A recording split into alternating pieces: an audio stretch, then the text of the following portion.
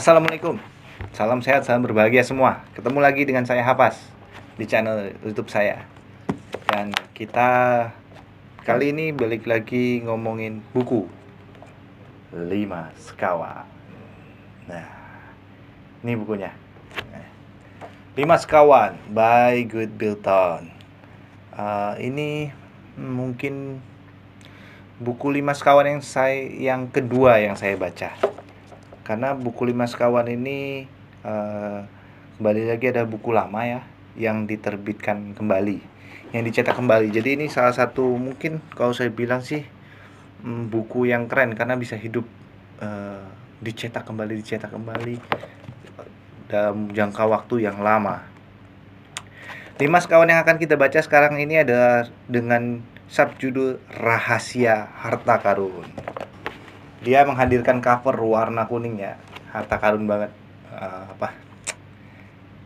identik kepada emas, glamor. Nah, tapi ini juga memperlihatkan hutan-hutan dan ada kesan musim gugur kayaknya, karena ada daun-daun berterbangan, atau musim semi, karena ada, mungkin saya deketin lagi, saya lihat. Nah, ini covernya. Ada satu orang polisi berdiri di antara anak-anak yang dia polisi gemuk dengan kumis, polisi yang sering duduk. Enggak juga sih. Kemudian suasananya adalah suasana di sebuah alam luar ya, yang bebas. Kemudian ada guguran-guguran daun, mungkin musim gugur, mungkin musim semi, tapi warnanya saya nggak tahu karena kita kalau di Indonesia cuma punya 2 musim, jadi saya nggak tahu ini menggambarkan musim apa ya. Kalau warnanya agak merah ini mungkin agak panas ya, mungkin musim gugur kali ya. Musim semi, karena anak-anak sekolah biasanya liburan di musim semi. Mungkin seperti itu. Jadi di cover ini menjelaskan ada 5 sekawan mengelilingi satu orang polisi dan memberikan secarik kertas kepadanya, dan muka mereka sedikit melongok dan muka bapaknya juga sedikit digambarkan agak bukan menakutkan ya, agak meragukan. Nah, dan judulnya adalah Rahasia Harta Karun. 5 Sekawan ini kan novel yang sudah terbit novel seri mungkin ya. Mungkin novel seri. Ada 12 koleksi seri 5 Sekawan, 21 koleksi seri 5 Sekawan, dan ini tentang rahasia harta karun adalah seri ke-10 kalau dari urutan yang dituliskan di belakangnya. Oke, bisa lihat ya. Saya bacakan dikit. 5 Sekawan. 5 Sekawan adalah Julian, Dick, George, Anne, dan tentu saja Timmy. Kemanapun mereka pergi pasti ada petualangan yang seru dan mengasyikan. Rahasia harta karun. Kenapa seorang narapidana yang lari dari penjara mengirim pesan rahasia kepada Dick? Apakah makna pesan pada kertas yang dilemparnya itu? Polisi tak mau tahu. Sebab itu 5 Sekawan memutuskan untuk memecahkan misteri itu sendiri. Penerbit kemudian tulisannya memiliki koleksi lengkap seri 5 Sekawan. Ada 21 seri. Dan ini seri ke-10, saya ulangi lagi. Itu ada keterangan penerbitnya, penerbit Gramedia Pustaka Utama, Gedung Kompas Gramedia, alamat dan bisa dilihat di websitenya gpu.id, di twitternya @buku_gpu, @fiksi_gpu, atau di website berikutnya adalah gramedia.com. Nah, itu keterangan di belakangnya. Dan novel ini oleh Gramedia novel ini dikategorikan novel anak 10 tahun plus, 10 plus tulisan di sini. Itu keterangan dari belakang bukunya, dan biasa ada barcode dan ada mungkin ISBN digital ya ini ya. ISBN dan ISBN digitalnya di belakang. Rahasia harta karun. Nah, cover kedua seperti biasa kita akan nemuin peringatan. Jadi terlalu silau ya. Kayak gini kali ya. Ada cover keduanya dan ada peringatan seperti biasa tentang sanksi pelanggaran pasal 113 Undang-Undang Nomor 28 Tahun 2014 tentang Hak Cipta. Sekali lagi, jangan membajak, jangan beli bajakan, apa namanya itu, terutama untuk barang-barang yang tidak mendesak. Kalau nggak ada duitnya, lebih baik pinjem ya, jangan membajak, apalagi membajak untuk dikomersilkan kembali. Itu untuk mendapatkan keuntungan sendiri, wah itu parah mungkin ya. Jangan sampai melakukan itu. Lebih baik pinjam, baca, ambil kesannya, catat untuk konsumsi pribadi ataupun untuk membagikan kepada teman-teman yang lain. Novel Lima Sekawan. Novel Lima Sekawan ini identitas bukunya Five on a Hike Together. Nah, jadi judul aslinya Five on a Hike Together. Judul aslinya bahkan jauh dari kata-kata harta karun ya. Five on a Hike Together. 5 sekawan dalam sebuah perjalanan bersama. Hike itu hiking, perjalanan hiking, menelusuri mungkin lembah gunung, menelusuri alam yang pasti hiking itu. By Enid Blyton. Maaf kalau saya ada salah dalam membaca. Corp 1951, Hodder and Stoughton Limited. Transaction entitled 5 sekawan, Rahasia Harta Karun. Corp 2018, Hodder and Stoughton Limited, Alright Reserve. Oke, ini novel tahun 1951 dan masih tercetak, berarti ya keren pastinya. 5 sekawan, Rahasia Harta Karun by Enid Blyton. 6181430110, nggak tahu itu apa. Hak Cipta Terjemahan Indonesia, PT Gramedia Pustaka Utama. Alih bahasa, Agus Setiadi. Desain dan ilustrasi sampul, Laura Ellen Anderson. Diterbitkan pertama kali oleh PT Gramedia Pustaka Utama, anggota IKAPI, Jakarta 1980. Jadi di Indonesia sendiri diterbitkan pertama kali tahun 1980.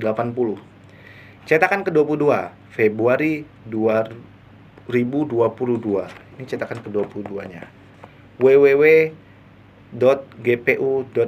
Hak cipta dilindungi oleh undang-undang. Dilarang mengutip atau memperbanyak sebagian atau seluruh isi buku ini tanpa seizin tertulis dari penerbit.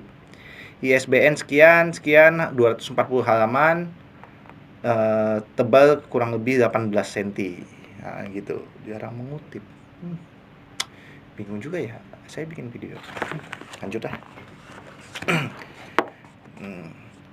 Kemudian dicetak oleh PT Gramedia Utama, Gramedia Jakarta, percetakan Gramedia Jakarta. Isi di luar tanggung jawab percetakan. Buku ini ada 22 chapter. Ada 22 chapter dalam 240 halaman. Nah, seperti biasa 5 sekawan ini bercerita tentang petualangan yang selalu terjadi oleh 4 orang saudara. 3 orang saudara kandung dan 1 orang saudara sepupu beserta anjing sayangan mereka. 4 orang itu adalah Julian, Dick, dan Anne yang kakak beradik. Kemudian George yang sebenarnya namanya ada Georgina, tapi dia karena tomboy minta ampun dan means to be ya, pengen jadi laki-laki. Itu Georgina ini maunya dipanggil George, nggak mau, dia nggak akan noleh kalau kamu manggilnya Georgina, tapi dia akan noleh dengan cepat kalau dipanggil George. Dan dia sangat ingin menjadi seorang laki-laki. Rambutnya potong pendek, dandanan kayak laki-laki, pakai celana, pakai kaos, dan di usia mereka yang masih anak-anak, masih elementary school kalau di sini kalau nggak salah saya. Itu ya mungkin nggak terlalu kelihatan ya, tapi George ini memang sangat seperti laki-laki, dan dia memang ingin sangat menjadi laki-laki daripada dibilang perempuan. Dia kuat, pandai mengayuh, jago memanjat, hampir semua pekerjaan laki-laki dilakukan oleh dia. Kelakuannya kayak laki-laki banget. Nah, kemudian ada yang terakhir adalah Timmy. Timmy ini anjingnya si Georgina, si George. Timmy inilah yang menemani mereka dan melengkapi mereka menjadi 5 sekawan. Di novel Rahasia Harta Karun ini mereka bercerita lagi tentang petualangan menarik mereka yang rasanya pengen kita dapetin dalam kehidupan sehari-hari. Latarnya seperti biasa di Inggris, sekarang tidak berlatar lagi seperti yang hari ini, tidak berlatar di rumah ataupun di Pulau Kirin, tapi ini bercerita tentang mereka melakukan sebuah perjalanan ke sebuah desa ya, yang mereka sudah cari informasinya, yang Julian mencari informasinya terutama, sudah memegang peta, dan mereka akan melakukan pelancongan kepada beberapa desa dan beberapa titik yang terkenal sangat menarik. Tujuan terakhirnya adalah rumah dua sebuah perkebunan, sebuah ladang yang mereka pilih terakhir untuk menginap sebagai tempat peristirahatan terakhir dalam perjalanan mereka. Nah, kemudian mereka juga bertujuan untuk mencari nama daerah dua pohon adalah daerah tempat yang katanya sangat menyenangkan di sebelah danau yang sangat tenang dan hitam, dan di dalam sebuah hutan. Tempat itu dulu terkenal sangat meriah, sangat bagus, sangat mempesona, sehingga banyak orang melancong ke sana. Maka mereka mengadakan tujuan perjalanan seperti yang sudah direncanakan oleh Julian untuk menuju ke sana dan kembali pulang untuk mengisi liburan singkat mereka di akhir pekan. Mereka lagi punya libur sedikit panjang dalam 1 minggu tersebut. Jadi ini bukan cerita tentang dia lagi summer trip atau liburan panjang tengah semester, tapi memang sedang ada jeda libur di akhir pekan cuma setika. Kalau nggak salah, seingat saya mereka berjalan untuk mengisi waktu sekitar 5 hari. Biasanya George dan Anne itu tidak bisa kemana-mana kalau liburan-liburan pendek, tetap harus di asrama. George dan Anne itu satu sekolah asrama, mereka nggak bisa kemana-mana. Tapi dengan kesempatan kali ini, dan di mana Julian serta Dick juga sudah merencanakan, mereka juga punya liburan, mereka akhirnya memutuskan untuk mendapatkan izin untuk melancong. Mereka mengadakan hiking, perjalanan dari hutan ke hutan, di mana hutannya itu terkenal banyak kelinci, hutannya itu terkenal masih asri, indah, dan mereka mengadakan perjalanan itu dengan senang sekali. Saat perjalanan pertama, si anjing mereka, saya lupa namanya, si Timmy sangat senang, apalagi ketemu ladang-ladang yang penuh dengan kelinci, dikejar sana kemari, sampai akhirnya saat berjalan tersebut Timmy mengalami cedera. Dia saking senangnya mengejar kelinci-kelinci tersebut sampai ke dalam lubang kelinci. Di lubang kelinci dia terjepit. Semuanya panik dan akhirnya berusaha untuk menariknya dari dalam. Anne masuk ke dalam lubang kelinci tersebut, memegang kakinya, dan saudara-saudaranya yang lain memegang kaki si Anne untuk menariknya. Karena Anne yang badannya paling kecil, dia yang masuk. Dipegangnya kaki si Timmy. Kemudian sewaktu ditarik, Timmy melengking kesakitan. Mungkin seperti itu suaranya. Tarik. Pas dikeluarkan, terlihat sedikit cedera memar di punggungnya dan di kakinya. Semua menganggap mungkin Timmy hanya sekedar gengsi karena dia ditolong dalam usaha dia melepaskan diri dari jepitan tersebut. Akhirnya mereka mengabaikan saja kesakitan Timmy yang awalnya lincah kesana kemari. Akhirnya diam, jalan sedikit terpincang-pincang, mengikuti mereka dalam perjalanan hiking tersebut. Timmy yang malang makin lama makin sulit untuk berjalan. Akhirnya mereka memutuskan untuk mencoba mencari rumah sakit atau dokter hewan ataupun pertolongan untuk Timmy. Di sebuah desa, mereka menemukan sebuah tempat, mereka makan di sebuah restoran, sebuah penginapan. Mereka makan, mereka bertanya-tanya. Di saat itu dijawab oleh si ibu yang mempunyai tempat tersebut.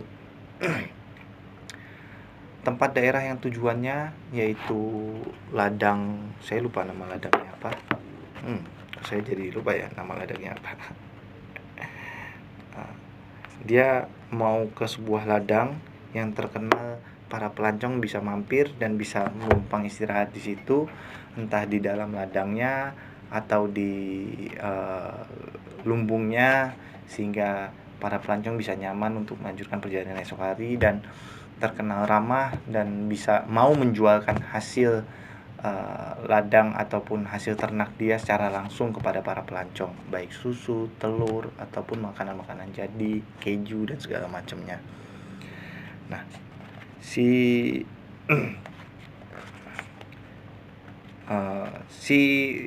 Timi yang sudah cedera ditanyakan, "Bu, adakah tempat dokter, rumah sakit terdekat atau apa?" Karena Timinya seperti itu.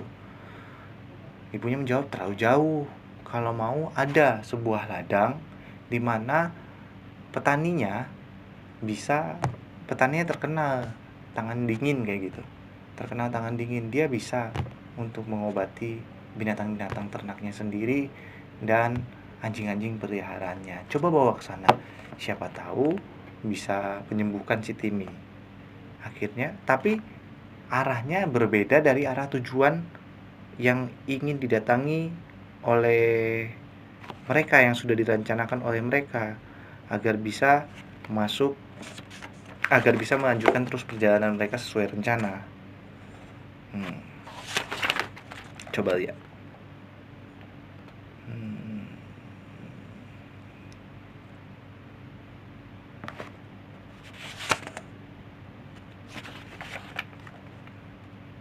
Telaga Biru. Jadi mereka berpisah.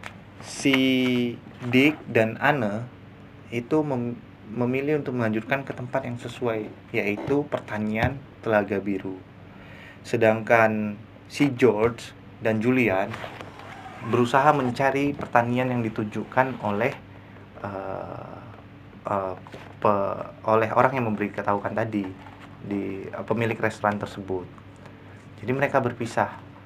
Yang direncanakan bahwa Julian dan George bisa sampai ke pertanian tempat dia bisa meminta tolong dan berharap bahwa Timmy dapat ditolong oleh petani di situ untuk disembuhkan. Kemudian mereka akan menyusul Anne dan Dick kepada pertanian Telaga Biru dan menikmati telaga, menikmati alam di sekitar situ bersama-sama sesuai rencana mereka. Namun tidak hari terlalu malam dan hujan turun deras. Anne dan Dick tersesat. Mereka tersesat terlalu dalam keadaan gelap, tanpa cahaya bulan dan tanpa penerangan, jarak pandang yang sangat sulit di dalam sebuah hujan, dan mereka kebingungan hingga terus menelusuri lorong-lorong di dalam hutan, menyeberangi sungai, mendapati tempat yang banjir, yang mereka pikir itu adalah Telaga Biru. Akhirnya mereka menemui sebuah pertanian yang mereka pikir itu adalah pertanian Telaga Biru. Namun saat di tempat air hujan, mereka menggedor-gedor rumah petani tersebut, tapi tidak ada jawaban. Akhirnya mereka melihat ke jendela dan mereka melihat ada petani, ada seorang ibu-ibu sedang menjahit di situ. Digedor-gedor di depan itu, tapi tidak ada jawaban dan tidak ada respon sedikit pun. Melihat seperti itu, si Dick yang melihat adiknya sudah kedinginan, si Anne berpikir agak nekat. Lebih baik masuk saja, menerobos masuk, karena sepertinya pintunya juga tidak dikunci. Anne dan Dick menerobos masuk dan berusaha berkomunikasi, menanyakan dan memanggil ibu-ibu yang sedang menjahit tersebut. Namun tetap tidak ada respon. Tidak ada respon sama sekali. Maka dari itu, dan akhirnya ditepoklah ibu tersebut, dan ibu tersebut baru nyaut. Rupanya ibu tersebut tuli. Tapi dia bisa berbicara. Dia memberitahukan bahwa dia sangat takut kepada anaknya. Dia tidak bisa membiarkan Anne dan Dick untuk menginap di situ. Karena bila anaknya tahu pasti marah-marah dan dia sangat takut kepada anaknya. Disuruh pergi tapi hujan terlalu deras. Akhirnya Dick memohon agar Anne bisa tinggal di situ dan dia bisa tidur di luar, dimanapun, di kandang, di lumbung, dimanapun tempat dia bisa berteduh. Akhirnya diizinkan, namun dengan syarat bahwa Anne harus pergi sebelum anak dari ibu itu datang. Anne diberi ruangan di plafon, di plafon yang ada ruangannya. Dia naik ke atas. Rupanya lumayan bersih, ada tempat tidur, dia tidur di situ. Sedangkan Dick mencari dan mendapati di sebuah kandang, dia tidur di kandang tersebut. Namun tidurnya tidak terlalu nyaman dengan banyaknya petir dan hujan yang deras. Tapi terlalu lelah, dia akhirnya mulai tertidur. Saat senyap tidur, dia mendengar ada orang yang datang dan memanggil namanya, Dick, Dick. Dia, siapa itu? Dipikirnya saudara dia, tapi suaranya bukan Julian. Tapi tidak ada George juga. Akhirnya dengan keberanian seadanya, karena dia mengetahui bahwa ruangan itu gelap, sangat gelap, akhirnya dia mendekati jendela tersebut. Dan orang asing itu mengatakan bahwa, Dick, ini semua sudah tahu. Si Maggie juga tahu. Ini suratnya. Dia mengasih secari surat dan dia memberitahukan batu tinggi 2 pohon batu tinggi cerobong asap spesies Maggie apa namanya, Sausi Jane dan Maggie juga tahu. Wah, akhirnya dengan sangat heran dan memikirkan bahwa itu aku cuma bermimpi, Dick mengambil kertas tersebut yang disodorkan. Setelah kertas itu yang disodorkan tersebut diambilnya, dimasukkan ke sakunya, dan dia lanjut tidur lagi. Pagi-pagi setelah terbangun, si Dick memikir itu sekedar mimpi tadi ya. Dengan sedikit ngantuk dia melihat, sudah terlalu terang. Dipanggilnya Anne, ayo kita mau pergi. Dia manggil Anne dari luar. Namun dilihat di dalam rumah itu ada anaknya, ada seorang ibu dan anak. Wah, anaknya sudah balik, rusuh nih nanti, kata dia.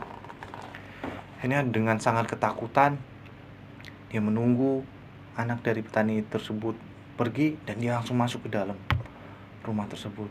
Dia jemput adiknya, suruhnya pergi. Si ibu tadi teriak-teriak, kalian harus pergi sekarang. Si Dick masih tenang, masih bertanya, apakah kami bisa mendapatkan sesuatu untuk kami makan pagi ini yang bisa kami beli? Tapi ibu itu sudah panik, kalian harus pulang sekarang, anak saya sudah datang. Akhirnya saat si Anne sedang turun dari atap, anaknya masuk ke dalam, marah-marah, berteriak-teriak, memaki-maki, sehingga membuat Dick dan Anne ketakutan.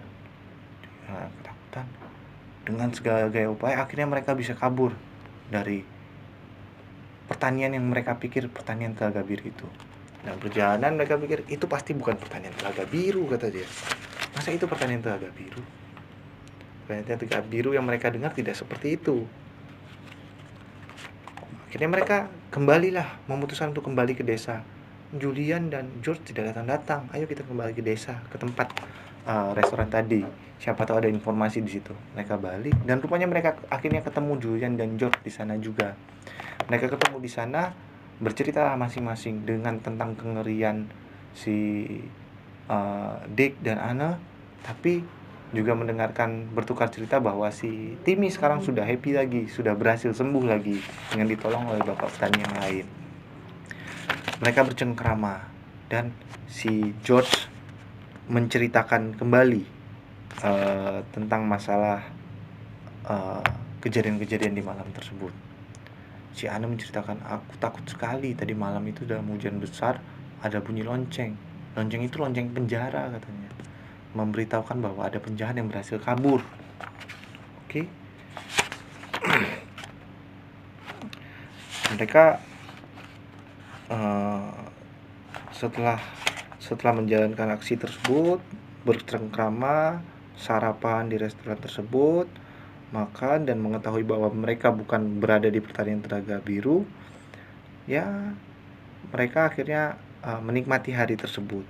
Namun saat Dick menceritakan mimpi mereka, Dick berpikiran, itu cuma mimpi, jangan terlalu dipikirkan. Namun dengan semangat mereka mengatakan, mungkin saja bukan mimpi, tapi dari mana dia tahu nama aku Dick? Jangan-jangan orang tersebut namanya juga Dick, si anak ibu tadi, si petani tadi juga Dick. Oh, mungkin ada sesuatu yang bisa membuktikan itu bukan mimpi, yaitu secari kertas tadi. Saat dicari secari kertas tadi, dan benar, secari kertas tersebut ada, berarti Dick tidak sedang bermimpi. Nah, kemudian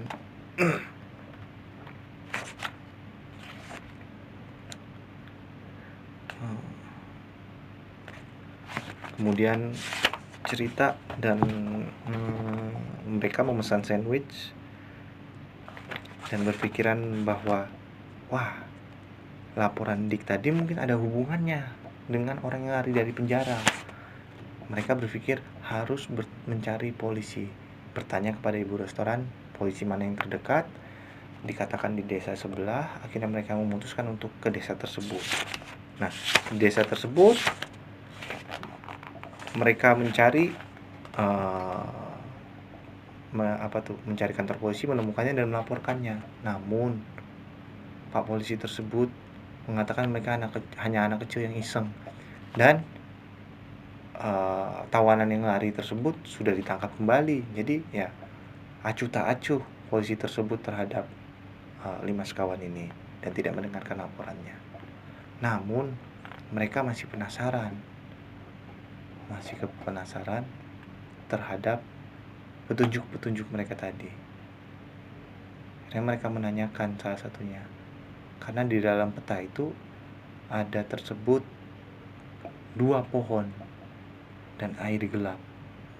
Air gelap dan 2 pohon itu ada dalam petunjuk di dalam secari kertas tersebut.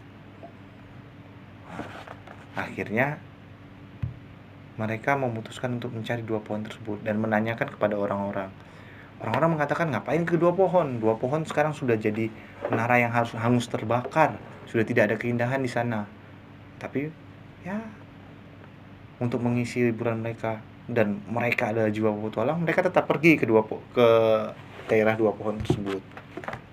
Tetap pergi, mereka tetap melancong, berusaha mencari tahu apa arti dari petunjuk yang ditemukan. Di saat itu datanglah 2 orang yang seharusnya mendapatkan petunjuk itu juga, yaitu Dick yang lain dan Maggie. Nah, di saat itu mereka kucing-kucingan, cari-carian sambil menebak-nebak petunjuk tersebut, yang akhirnya petunjuk tersebut dapat dipecahkan oleh mereka, bahwa Sausijane adalah sebuah kapal yang ditenggelamkan. Titik pencariannya adalah di dalam telaga hitam, danau hitam. Mereka mencari dalam sebuah dingin, selalu diawasi kucing-kucingan, dan sampai mereka menemukannya dan berhasil melaporkannya kepada polisi.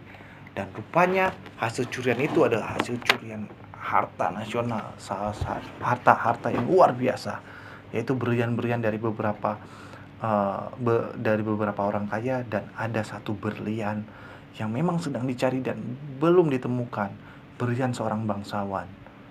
Dan petualangan tersebut sangat seru, mana Dick mencari petunjuk-petunjuknya, memecahkan bahwa titiknya tersebut akhirnya harus menyelami danau yang sangat dingin tersebut tanpa ada persiapan apapun, menyeretnya, tapi dengan keadaan jangan sampai ketahuan 2 orang yang harusnya menemukannya lebih dahulu, 2 orang penjahat tadi. Tapi mereka kejar-kejaran. Wah, seru banget pokoknya. Wah, kalian harus baca ini. Mereka menemukan harta karun Petualangan 5 sekawan, petualangan yang luar biasa. Ini buku ini ringan, sangat ringan. Narasi-narasinya kita disajikan dalam sudut pandang orang ketiga ya. Kita sebagai pembaca bagaikan menyaksikan petualangan mereka yang luar biasa. Di tengah mencari petunjuk, menebak petunjuk. Anak-anak kecil itu harus bermukim di sebuah tempat yang lusuh, berbau, di tempat yang penuh dengan arang kebakaran, bertahan hidup dengan apa adanya, menjalankan petualangan dengan rasa takut. Tapi untung ada Timmy. Timmy selalu menjaga mereka. Badan Timmy anjing yang besar, sehingga penjahat pun takut untuk mendekati mereka. Mana mereka ketahuan, penjahat tersebut mencoba korporatif, membujuk mereka, melawan mereka, marah-marah kepada mereka, mencuri sisa makanan mereka. Tapi mereka berhasil bertahan dan menemukan harta tersebut. Keren. Sampai mereka bisa melaporkan kepada polisi dengan bantuan bantuan kenalan mereka sebelumnya, dan dalam keadaan mepet waktu libur mereka sudah habis, akhirnya mereka pun diantarkan ke sekolah kembali dengan mobil polisi.